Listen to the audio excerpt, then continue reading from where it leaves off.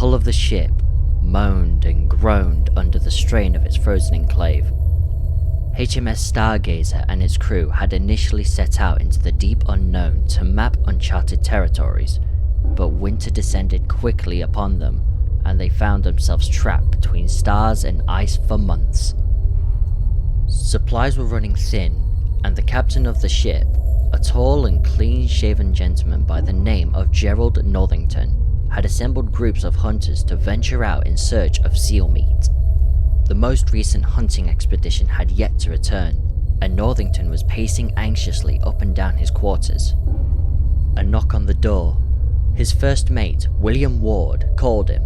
He was a gruff man with a strong jawline, harsh mutton chops and dark eyes, and the hard-boiled personality to match his rough looks. "Sir, the hunting party has returned. John Hopkins is dead. The rest are in the bridge of the ship." The two men made their way up to the bridge, where they were greeted by the shivering and mumbling hunting party. The most resolute of the group stood up and took it upon himself to report the happenings of the tragic excursion. "We spotted a seal on the other side of the big frozen lake, the one near the ship. We tracked it down and we decided to split in order to flank it. We managed to ambush it and wound the seal, but John was nowhere to be found. We searched for him across the northern coast of the lake, and we eventually found him near the opening of a cavern." The sailor took a moment to regain his composure. "It was too late.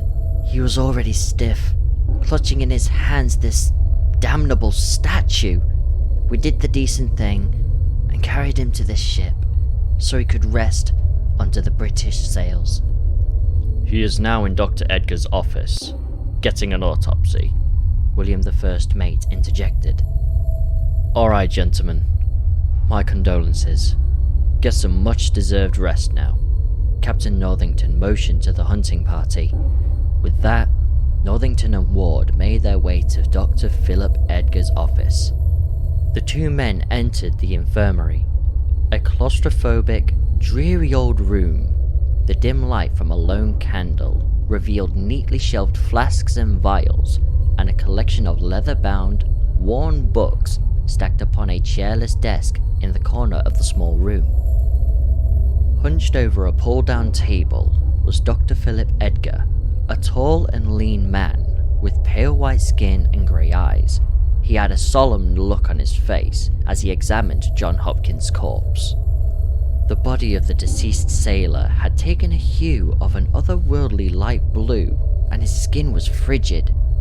The sailor bore the singular mark of inexorable insanity, with wide-open eyes and mouth agape, his face carved into a mask of abyssal dread. Most peculiarly, the man was clutching in his hands a crude statuette. The idol was jet black and depicted some anthropomorphic creature in the fetal position. The man's fingers were frozen in place, and removing the object risked breaking the fingers off. "So what is the verdict?" the captain asked as calmly as he could muster. "He died from a heart attack. Extreme shock and exertion, I imagine. No signs of ill health or struggle." The captain nodded gravely. "Put him in the storage bay, and we will bury him first thing in the morning." That night, a hazy mist of unrest fell upon the stranded ship. The creaking of the hull, the scattering footsteps, echoes of whispers and the death of one of their own loomed tall over the crew. Sleep did not come easy, and when it came it was relentless and riddled with nightmares of open skies and bottomless seas. The sunless morning found the HMS Stargazer and its men in a bleak state. Feet dragging across the floor and faces stooped low and haggardly, the crew gathered in their dining area for a miserable breakfast of dry bread and olive paste. Then they went on their usual business of general ship upkeep. Captain Northington watched over them as the crew pressed on. The plague of their situation weighed heavy on their slouched shoulders. They were all his responsibility, and he had vowed to return each and every one of them safe to their homes. Last night, he had come to grips with crushing realization this was a failing endeavor. With heavy heart, he ordered 2 crew members and Dr. Edgar to go fetch the body of John Hopkins. He was to be buried with the honor and dignity this godforsaken land allowed, in a shallow grave of snow and ice. Northington and the remaining crew had gathered outside, waiting in sepulchral silence to put one of their own under. The minutes passed excruciatingly slow. The crew were throwing sideways glances at each other, growing increasingly uneasy and agitated. Then, Dr. Edgar appeared above deck and made his way to the gathering. With trembling feet, he moved up to his captain, leaned in and whispered something in a frail tone. The rest of the crew watched as the captain's face morphed into a grimace of confusion. "Show me," he ordered the doctor. The 2 men left the group and made their way to the storage bay, where John's body rested. The door was open and the 2 men sent alongside Dr. Edgar were stood either side of the doorframe. Sir, this is how we found it," one of them uttered, feeble and pale. The captain entered the storage bay and was greeted by the image that shook his men. Crates were broken, sacks were cut open, barrels were flung across the room, and the floor was ridden with stray apples, potatoes, and an assortment of vegetables, fruits, and meats. Most distressingly, John's body has vanished. After a fruitless search for the body, the crew retreated below deck as nighttime rolled in, haunted by the mystery of the missing corpse. The sailors laid sleepless on their swaying hammocks, with eyes darting around and peering into the impenetrable darkness. Dr. Edgar, in his cabin, was sitting up on his bed. The squeaking of the ship was grinding his composure to a pulp, and every time the ship settled, his heart would jump to his throat. But worst of all, the scattering of the footsteps, echoing unnaturally outside his room, as if crabs were skipping their way across the wooden floor. The doctor had his eyes fixed intently on his door, almost expecting it to fly open any moment and ghouls of the deep to storm his room. Then, the footsteps abruptly stopped, and the night went silent. Even the moaning of the ship had ceased. The stillness of the night was broken only by hushed voices. The doctor, bewildered by the strange whispers, slowly got up and approached the door. He placed his ear upon the wood and listened carefully. Harsh voices, speaking in alien and arcane tongue, filled his ears. He stood there for what felt like hours, eavesdropping on the maddening, serpentine chants, until the whispering stopped and their footsteps trailed off into the distance. Edgar, either by devilish curiosity or divine vigor, grabbed a lantern and opened the door. The fierce darkness outside greeted him. The doctor steeled himself and lit his lantern, the light sending flickering shadows dancing up the walls, and walked down the way he thought the figures outside his door had gone. The narrow corridors seemed to be getting narrower and narrower, and from the cabins on his left and right, Edgar heard no sound. He felt perfectly alone in his bubble of light, until the clacking of footsteps echoed on his left. Edgar went completely still, covering his lantern as best as he could with his robe. From a corner further down the main corridor, a faint light broke the darkness. As its center, Edgar spotted the cook, who looked at him and sighed in relief. "You heard them too?" the cook whispered. Edgar nodded. "They went this way," Come! The cook urged him on. The two men made their way down the bowels of the ship, which creaked hoarsely under their trembling footsteps. The light of their lanterns illuminated the dark corridors, which seemed to close in on them the further down the abyss they delved.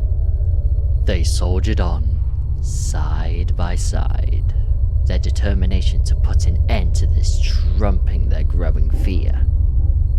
When they reached the stairs leading down, they noticed a peculiar clue: snowy footsteps and puddles of water. The men looked at each other, and without uttering a word, descended further down. They were now at the storage bay, which was made up of a large corridor with small rooms, once filled to the brim with supplies on either side.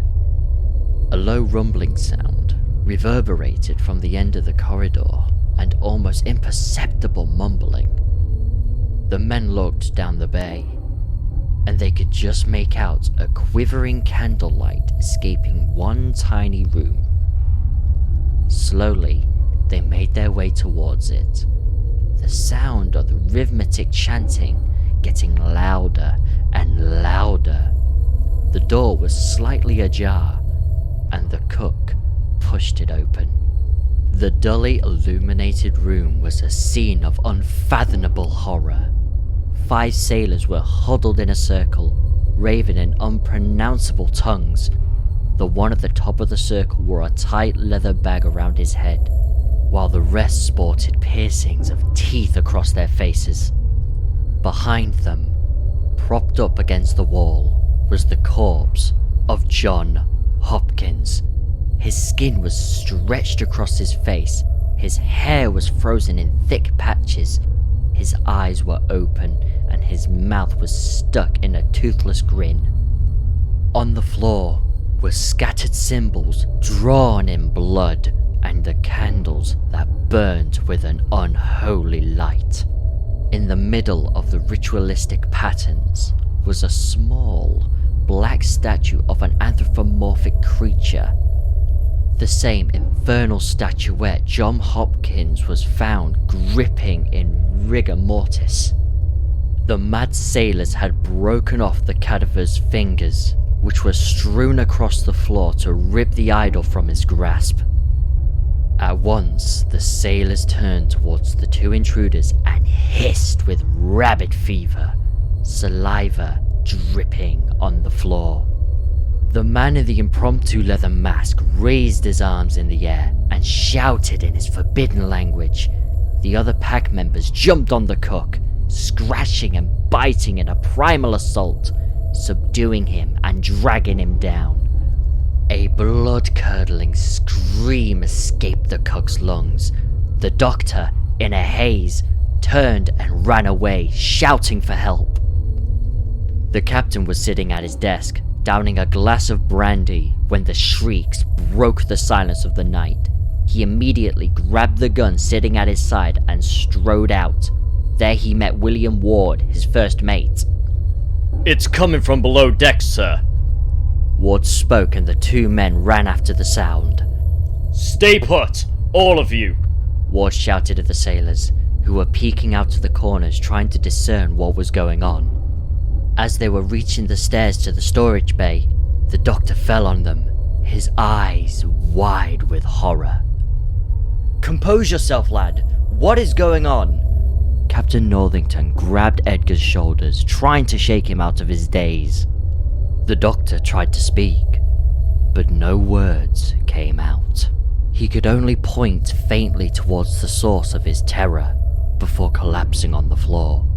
The captain and his first mate stomped down the stairs, guns shining with fiery justice.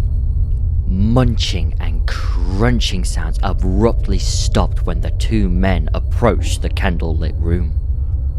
A sailor, his clothes rugged and torn, walked out on all fours and stared at them, his eyes bright with madness, before galloping towards them with a wild screech.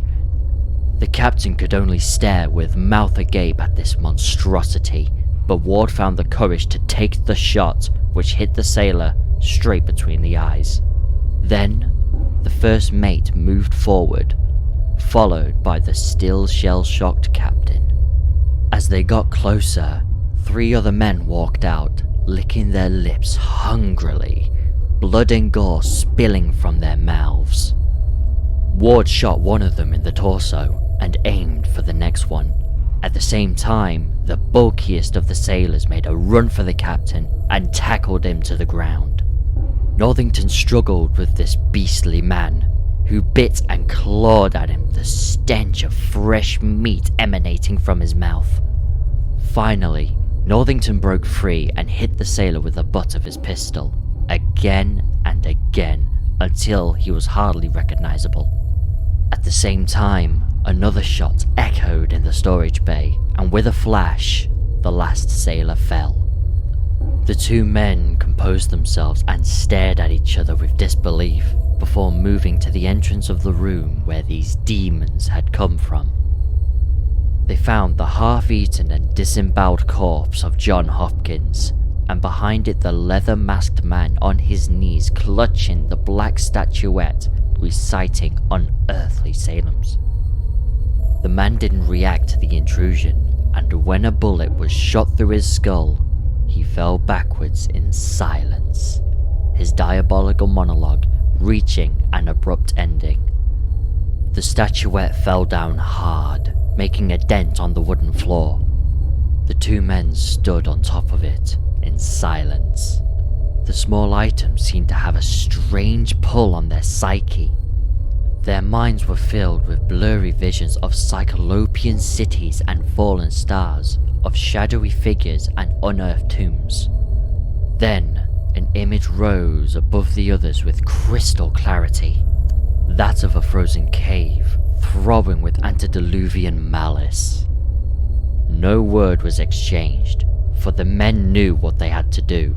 They had to return the wretched statuette to that abhorrent's cave. When they reached the upper deck, an eerie stillness enveloped them. They took tentative steps forward. When they felt movement on their side, Ward grabbed a lantern and shone it down the corridor. A group of sailors scattered away at the shining light. The captain and his first mate slowly made their way across the deck, Northington holding the statuette in a white-knuckled grip. All around they could feel eyes staring at them from the darkness. In the middle of the deck, the doctor, lantern at hand, was waiting for them, fidgeting and jumping at each and every movement and sound. Sir, the men, they've gone mad, the doctor whimpered. Come with us, lad. We're gonna put an end to this foulness, the captain said sternly. The 3 men walked down the main corridor, the possessed sailors surrounding them from the oppressive darkness. Some were moving alongside them, bodies twitching and twisting. Others were speaking in raspy voices, whispering unnatural incantations, while others were simply leering behind a fish-eyed mask. When the group got closer to the stairs, the whole crew had gathered around them, eyes frenzied with hunger and drool dripping from their mouths. The light seemed to keep them at bay, but they were getting more and more confident with each step. Every time a sudden movement was made, the crowd would jolt and get a little closer. With the captain in the lead, the men pressed on. Edgar, despite the chattering of his teeth, had managed to stay composed until one sailor called out his mother's name with a grave growl. The doctor shivered and jumped, which caused a ruckus in the crowd, the men waiting and shivering in anticipation. A man broke from the rest and with a feverish yelp jumped for the statuette. Ward plucked him out of the air and punched him violently on his nose, which exploded in a bloody mess. The first mate shot a vicious look into the crowd and swung the lantern around, forcing them to recoil back into the shadows. The three men hastened their pace and moved swiftly up the stairs to the top deck, the crew trailing behind them lethargically. They made their way to the bridge, and from there they left the ship. The crew, as if stunned by a spell, stopped their pursuit. Amidst the snowfall, their unmoving figures peered down at the three men from atop of the ship. William Ward led the group onto the frozen lake towards the cave. The elements raged around them, nature itself bent on preventing passage. The men fought through, pushed on by unnatural and unexplainable forces. Upon reaching the entrance of the cave, exhausted and beaten by the harsh wind, the pull on themselves had grown far too strong.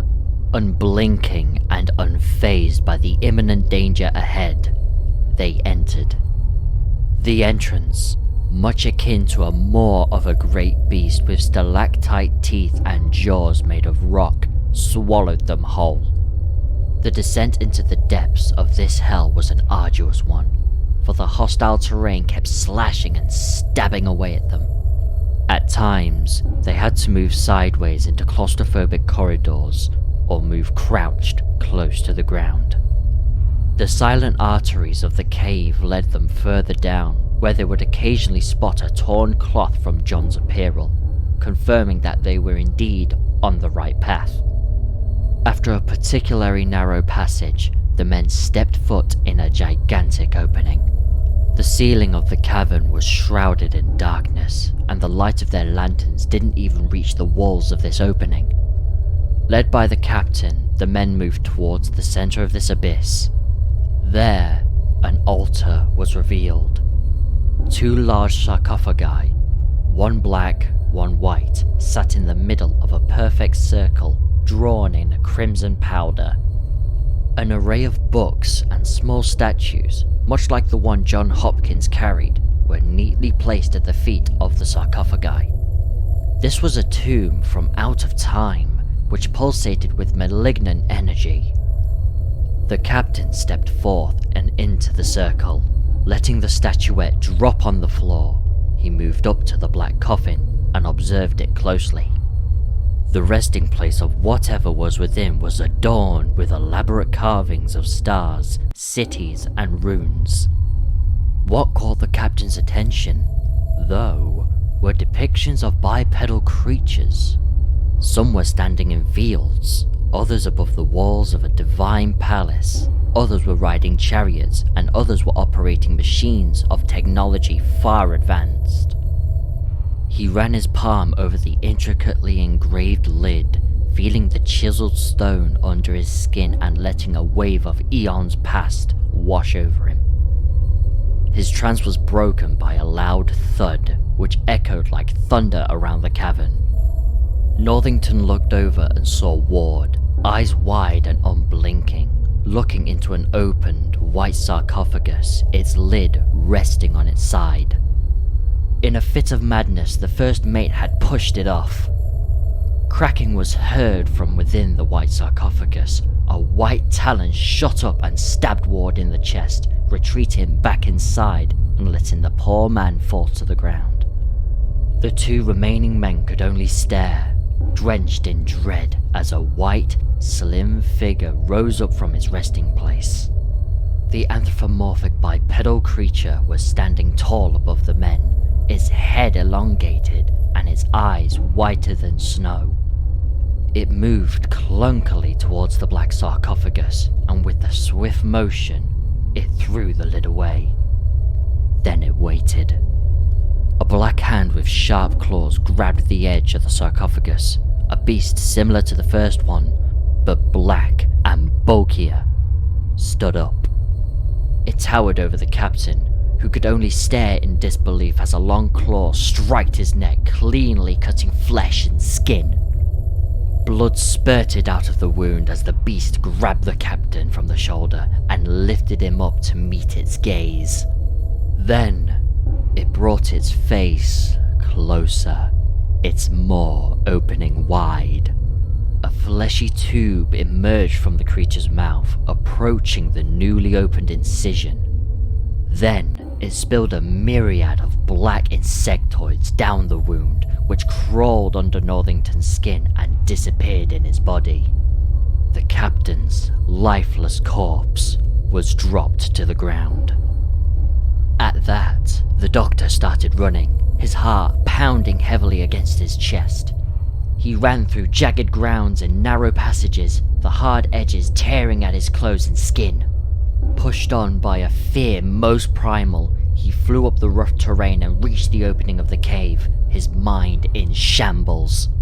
He stumbled out, his knees buckling under the weight of the horror in the cavern and his eyes burning with the travesty that had unfolded.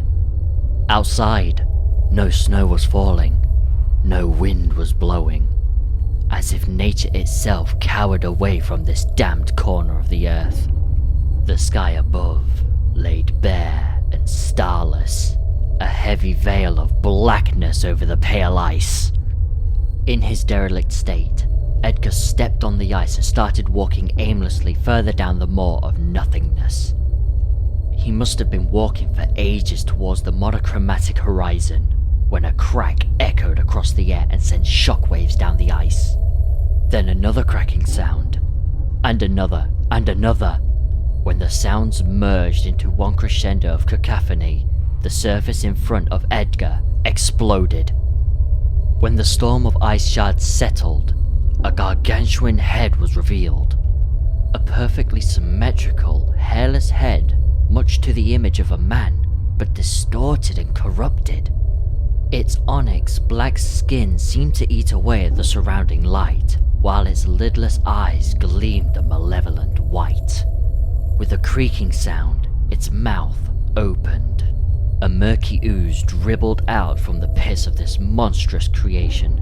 A tendril-like appendage appeared, as its top stood a single white eye, with its black as midnight iris darting around manically. Suddenly, the infernal eye locked its gaze on Edgar, boring into his very soul like a cyclopean drill. A wave of primal dread washed over the doctor's body, relegating him to mere vermin cowering under an apex predator. He tried to run, but his shattered nerves failed him. He collapsed on his back, his eyes glued to the third eye of this unholy giant staring him down. Then, it turned away from him, uninterested, and rose towards the sky. Edgar's sanity slipped away in an instant, as if a grip of his mind has been loosened and his thoughts all spilled out in a heap of incoherent drivel. His eyes trailed upwards, where they got lost in the infinite darkness of the sky, just before the overwhelming tyranny of black was broken by a streak of red.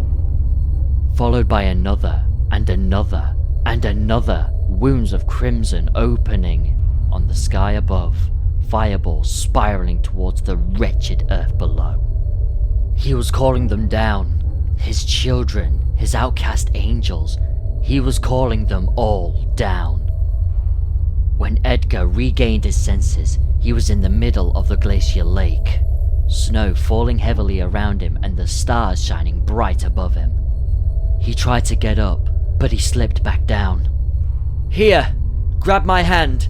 Captain Northington shouted through the wind. "No!" Edgar shouted as he stumbled to his feet. "It cannot be!" he whispered, strands of insanity beginning to slither into his mind. He stood bewildered in front of the once dead captain, and that's when he saw them. The captain's eyes. They were blank and grey, all the colour drenched from his irises. Then, with a blink, they went back to normal. Teetering on the brink of madness, Dr. Philip Edgar ran into the snowstorm, his screams echoing in the frozen antechamber of hell. The eternal night claimed him.